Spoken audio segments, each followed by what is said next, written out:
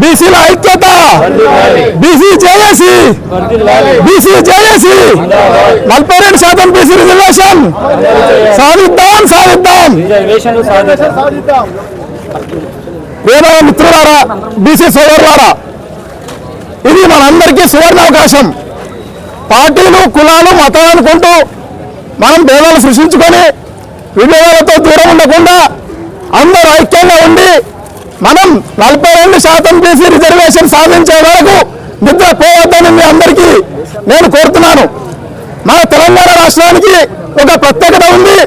మనం ఆంధ్రప్రదేశ్లో ఉన్నప్పుడు తెలంగాణ రాష్ట్రం ప్రత్యేక రాష్ట్రం కాదని చాలా మంది ఛాలెంజ్లు కూడా చేసే పరిస్థితి ఉండే.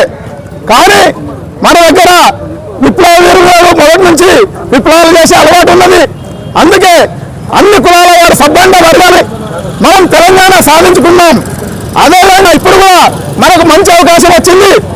మనం అసెంబ్లీలో అన్ని పార్టీలు కూడా బీసీ రిజర్వేషన్కు ఆమోదించినాయి.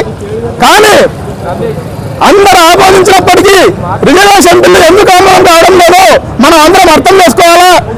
ఆడయ్యాన్ని మనం బీసీలం, మనకు వచ్చిన అవకాశాలను వినియోగించుకొని పార్టీలు కులాలు అనకుండా అందరూ ఐక్యంగా ఉండి మనం మన రిజర్వేషన్ సాధించే వరకు ఒకటే ఉన్నామని, ఇంకా పోరాటాలు ఉచితం చేద్దామని మీ అందరికీ కోరుతూ నా చిన్న పోరాటం ముగిస్తున్నాను. జై బీసీ, జై బీసీ, జై బీసీ, జై జై బీసీ.